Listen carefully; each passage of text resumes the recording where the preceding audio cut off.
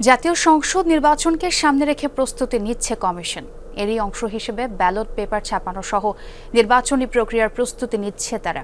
সকালে নির্বাচন কমিশন ভবনে বিজি প্রেসের সঙ্গে বৈঠক করেছে ইসি। পরে সিনিয়র সচিব আক্তার আহমেদ বলেন, নির্বাচনী কাজে ব্যবহৃত কাগজপত্রের ক্রয়, সংগ্রহ ও সংরক্ষণ, মুদ্রণ কার্যক্রম শুরুর সম্ভাব্য সময় জাতীয় সংসদ নির্বাচনের ব্যালট পেপার মুদ্রণের প্রস্তুতি নিয়ে আলোচনা হয়েছে। গত নির্বাচনের কাগজগুলোর মধ্যে গুণগত মান নেই, সেগুলো নষ্ট করা হবে। এক প্রশ্নের জবাবে সচিব জানান, কোন কোন সুপারিশ দ্রুত সংস্কার করা যায় কমিশনের কাছে জানতে চেয়েছে সরকার। 30 এপ্রিলের মধ্যে মতামত জানাবে ইসি।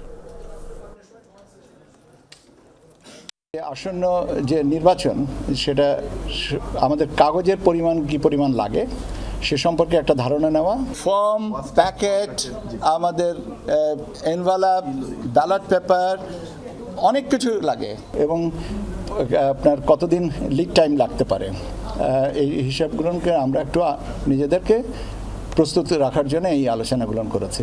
একটা পর্যায়ে এসে নির্বাচনে যখন সিদ্ধান্ত হবে তখন যেন আমরা পিছিয়ে না পড়ি,